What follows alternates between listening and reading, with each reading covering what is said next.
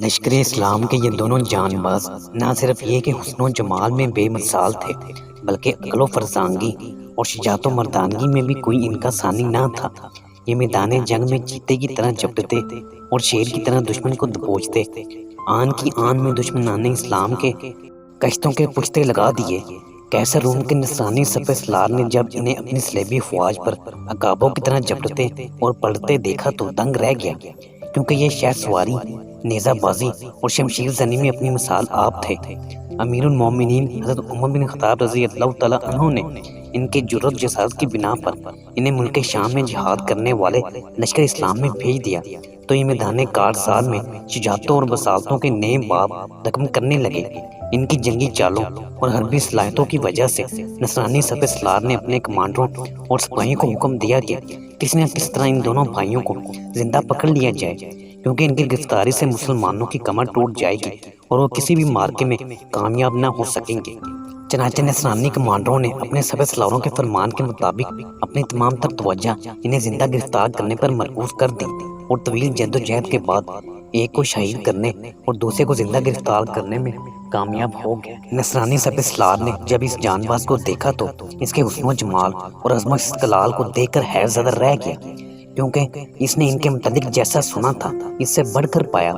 اس کے چہرے سے شرافت اور بزرگی ٹپک رہی تھی۔ وہ باوجود بلا کا بہادر اور شجاع ہونے کے فرشتوں کی طرح معصوم نظر آ رہا تھا۔ اس نے اس کی گرفتاری سے قبل سن رکھا تھا کہ مسلمان مجاہدین کے فتوحات کا اثر راز یہ ہے کہ وہ رات کو عبادت گزار اور دن کو شہر سوار ہوتے ہیں۔ نہ وہ شراب پیتے ہیں، نہ زنا کرتے ہیں، بلکہ ان کے پچھلے ان کی بیویوں کا احترام سگی ماؤں سے بڑھ کر کرتے ہیں۔ لیکن اسے کسی مجاہد سے بالمشافہ ملاقات کا موقع پہلی دفعہ ہاتھ آیا تھا۔ چنانچہ جب اس نے اس جان باز کے اصافِ کمال دیکھے تو اپنے ساتھیوں سے مشورہ کیا کہ اس جیسے عابد و زاہد، خوبرو اور حسین مجاہد کو قتل کرنے کی بجائے اگر نصرانی بنا لیا جائے تو یہ بڑا نامور راہ ثابت ہوگا، ہمارے مذہب کے لیے تقویت کا باعث بنے گا۔ جو شخص یہ ثواب کا کام کرنے میں کامیاب ہو جائے گا، اسے سلطنت کی طرف سے گراں قدر انعام دیا جائے گا۔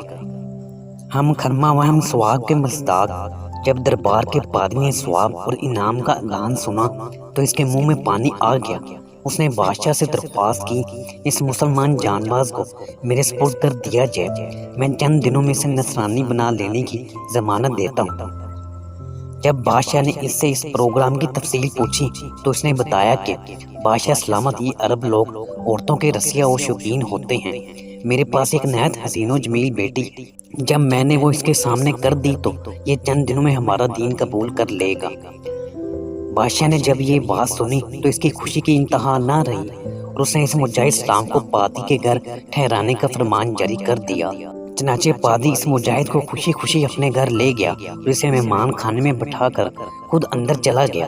اپنی 18-20 سال کی خوبرو اور نوجوان بیٹی کو ثواب اور انعام پر آمادہ کرنے لگا، جس پر اس کی بیٹی نے مذہبی جوش و خروش سے اس فریضے کو سر انجام دینے کی حامی بھر لی۔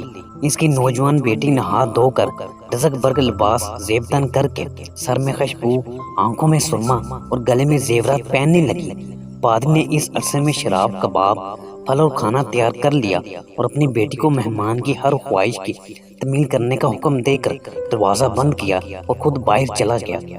جب لڑکی نے بند سنور کر اس نوجوان کے آگے کھانا رکھا اور تمیلہ ارشاد کے لیے حاضر باش کھڑی ہوئی تو یہ دیکھ کر حیران رہ گئی کہ اس مجاہد اسلام نے اس کی طرف نظر اٹھا کر بھی نہیں دیکھا۔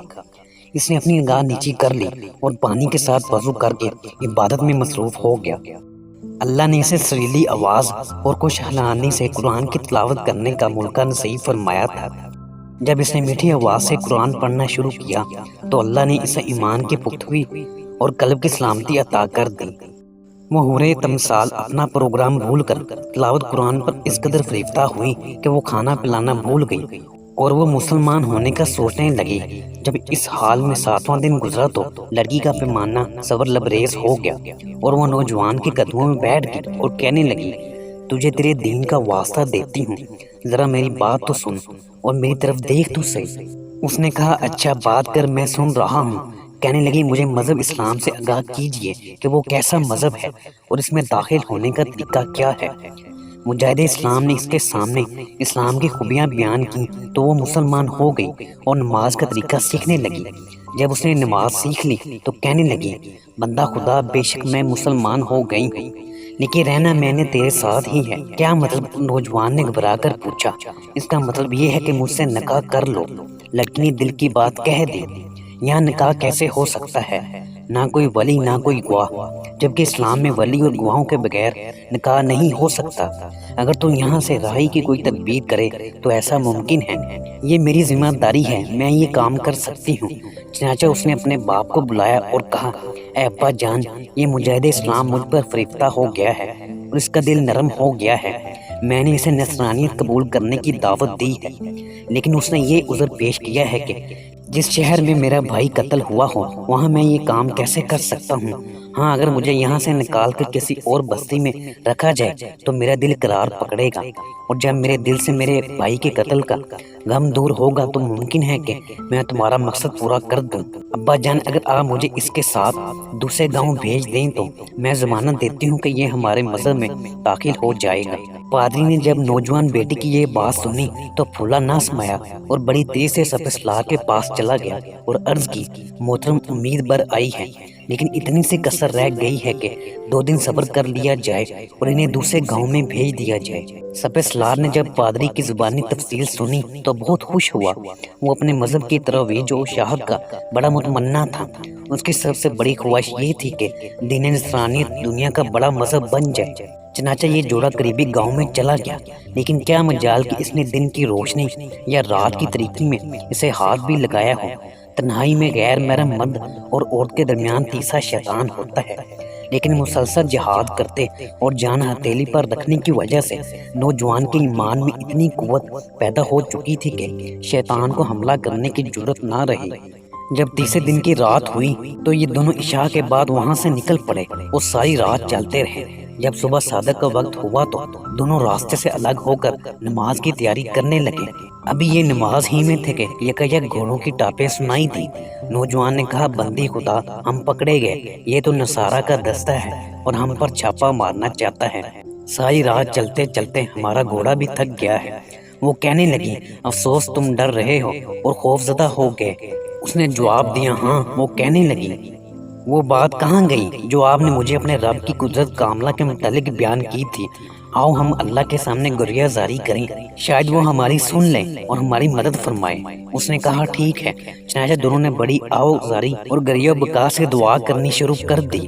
ابھی یہ دعا کر ہی رہے تھے کہ انہیں ہاتف غیبی کی آواز سنائی دی، غم نہ کرو اور نہ ہی خطرہ محسوس کرو، یہ آوازیں ملائکہ کی ہیں جنہیں اللہ نے تمہاری معاونت کے لیے بھیجا ہے اور یہ تمہارے نکاح کی تقریب میں شامل ہوں گے۔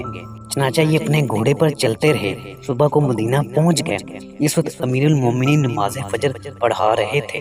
آپ رضی اللہ تعالیٰ عنہ کی عادت مبارک تھی کہ سو کر جاگنے والوں اور وضو کرنے والوں کی خاطر کہ وہ جماعت سے مل سکیں پہلی رکعت کو لمبا کرتے تھے۔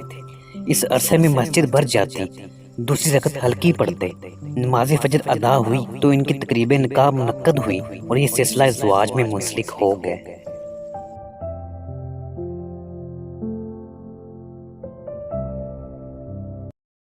ناظرین، ہماری آج کی ویڈیو یہیں تک تھی۔ امید ہے کہ ہماری یہ ویڈیو آپ کو پسند آئی ہوگی۔ ویڈیو پسند آنے پر اسے لائک بھی کر دیں اور ہمارے چینل کو سبسکرائب بھی کر دیں اور گھنٹی کے بٹن کو پریس کر دیں تاکہ اس طرح کی مزید اچھی ویڈیو آپ تک بر وقت پہنچ سکیں۔ شکریہ۔ اللہ آپ کا حامی و ناصر۔